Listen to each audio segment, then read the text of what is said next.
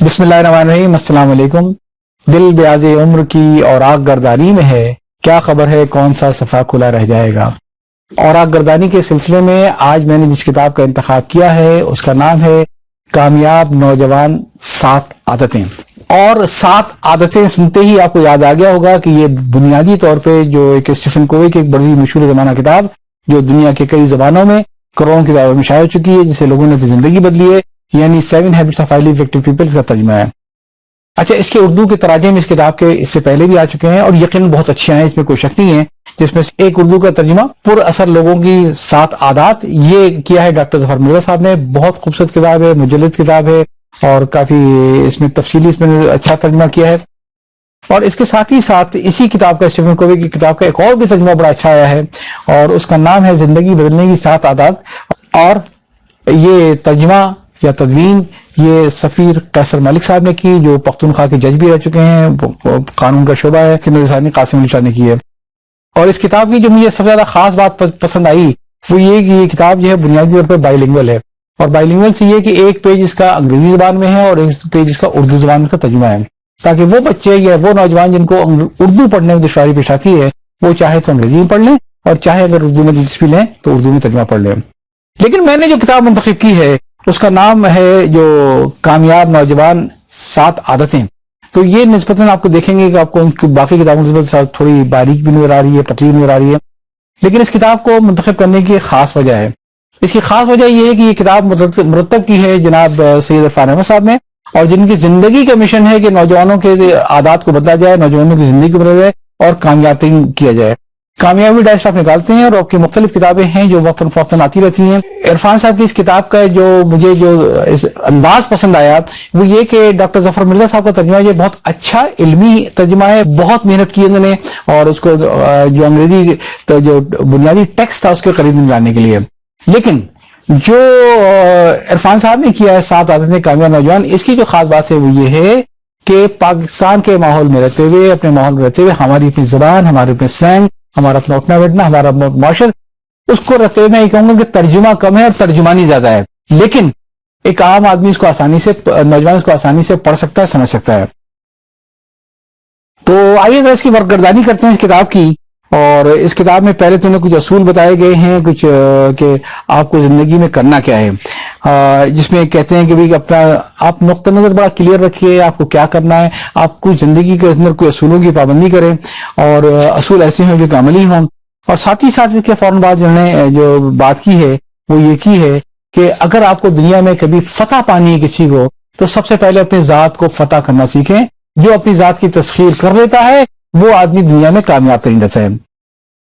फिर ये बुनियादी जो उसके जो 7 आदत हैं स्टीफन कोवी ने जो हाईलाइट की है उस पर आते हैं इरफान साहब और कहते हैं कि पहली आदत ये है कि हमेशा पेशेवरी प्रोएक्टिव रहे, कि जो काम आपको करना है वो पहले से प्लानिंग करके पहले सोचें इसको, और हमेशा जो है एक पेशबंदी अपने साथ साथ रखें और पेश अमली भी साथ साथ रखें। जो आप काम करते हैं वो पहले से उसके लिए जब तैयार हो मुझे क्या करना है।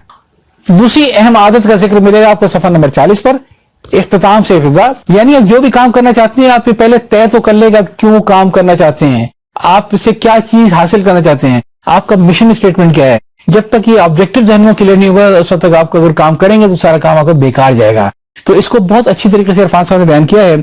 और फिर तीसरी चीज उन्होंने जो बताई है, जो तीसरी बड़ी अहम आदत जो सब में होनी चाहिए वो है कि पहला काम पहले। हम में से अक्सर लोग ही करते हैं, मैं भी इसका शिकार हूं, आप भी इसका शिकार है, कि हम चीजों को प्रायोरिटाइज नहीं कर पाते हैं। हम सोशल मीडिया पर जाते हैं कुछ और काम करने के लिए और फिर जहन कहीं और भटक के चलाता है। तो इस पे बड़ी इंपॉर्टेंट चीज जो स्टीफन कोवी ने बताई और जिसको इरफान साहब ने इसको वाजे किया वो ये कि अगर आपको जिंदगी में कामयाब रहना है तो प्लीज तयन करें कि आपको आपकी तरजीहात क्या क्या है, आपको सबसे काम पहले कौन सा करना है। इसी तरीके से इसी में उन्होंने जो बताया कि भी जो ताल्लुकात हैं वो भी आप एक बैंक की सूरत में रखें, जो अच्छी चीजें उसमें जमा कराएं, देखें इसको, अपने आप को इनाम दें। और चौथी जिस चीज का इन्होंने बड़ा जिक्र किया है वो है जीत जीत का मिजाज, जिसको स्टीफन कोवी कहता है विन विन। क्योंकि हमारे यहाँ बुनियादी तौर पर यह है कि हम एक लाइफ में आदमी हैं सोलो फ्लाइट के, कि हम खुद ही फैसले करते हैं और हम अपने आप को सबसे आगे देखना चाहते हैं। लेकिन स्टीफन कोवी का कहना यह है कि आपकी कामयाबी तब है जब आपके साथ आपके स्टेक होल्डर, आपके ओपोनेंट सब उसमें कामयाब हों। किसी एक आदमी की जीत कोई जीत नहीं होती है, बल्कि अगर आपको दायमी कामयाबी लेनी है तो आपको अपने साथ वालों को भी लेके चलना पड़ेगा, अपने अपोनेंट को भी लेके चलना पड़ेगा। 5ویں بات بڑی امپورٹنٹ ہے، وہ یہ کہ پہلے سمجھو اور سمجھاؤ۔ آپ یہ دیکھیں کہ ہمارا جو مزاج ہے کہ آپ جس سے بات کریں تو وہ آپ کی بات مکمل سننے سے پہلے ہی اس کا جواب دینا شروع کر دیتا ہے، وہ اتنی زحمت بھی نہیں کرتا ہے کہ تھوڑا سا ٹھہر جائے کہ آپ کہنا کیا چاہ رہے ہیں، وہ 2 جملے سنتے ہی وہ فوری طور پہ اپنا جواب لے کر آ جائے گا۔ تو ہم اس لیے we always listen to respond, we never listen to understand۔ جس دن ہم نے یہ سیکھ لیا کہ ہمیں سننا اس لیے ہے کہ ہمیں سمجھنا ہے، ہمیں سننا اس لیے نہیں کہ ہمیں جواب دینا ہے، تو کامیابی آپ کے قدم چومے گی۔ مختصر وقت میں ساری تفصیل نہیں رہ سکتا، اگر تفصیل چلا گیا پھر آپ کتاب کیسے پڑھیں گے۔ اور پھر چھٹی عادت ہے سینرجیز کی، اور سینرجیز یہ ہے کہ جو میں سمجھتا ہوں کہ اکٹھے کام کرنے کی برکت، اور اس کتاب میں مثال دی اور آپ کو اچھی طرح معلوم بھی ہے، ایک مشہور مثال کہ جو ڈائریں چلتی ہیں اس کی قاز کی مائگریشن برڈ کی ہے، تو وہ جب چلتی ہیں تو ایک وی کے انداز میں چلتی ہیں، اور وی کے انداز میں چلتی ہیں تو ایک دوسرے کو تقویت دیتی ہیں، ایون ان کے پروں کے پھڑپھڑاہٹ سے دوسری قاز کے اندر یہ کم انرجی لگتی ہے۔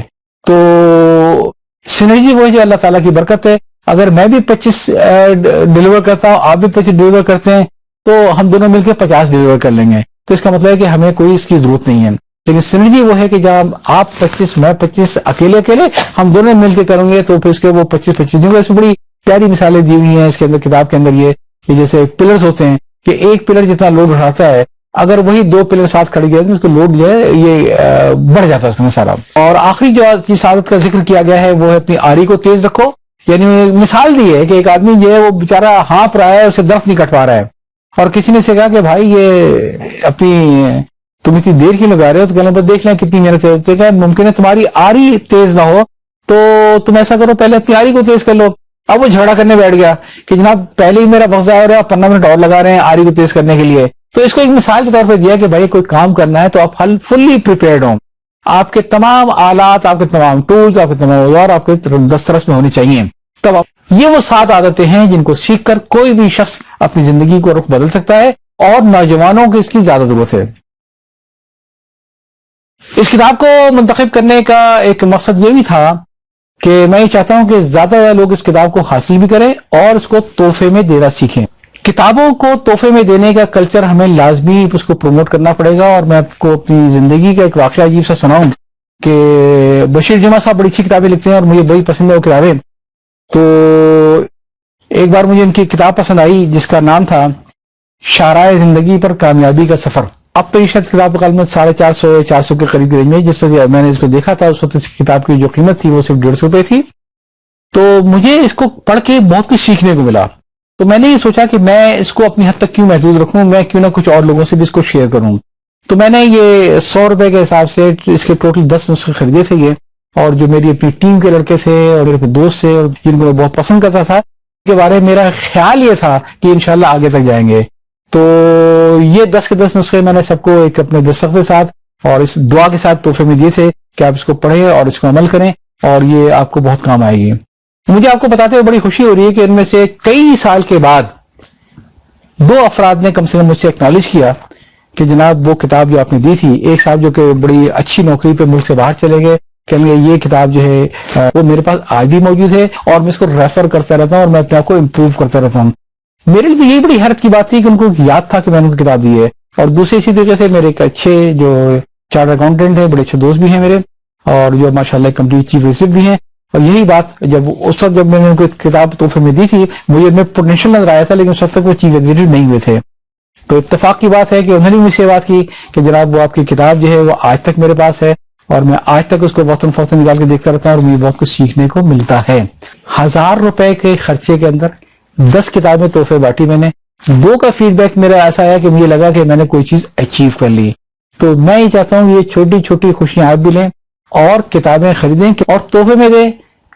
100 روپے کے تحفے کی کوئی حیثیت نہیں ہے، لیکن 100 روپے کی کتاب کی بڑی اہمیت ہے، لائف ٹریننگ رہتی ہے۔ اجازت چاہتا ہوں، اللہ حافظ۔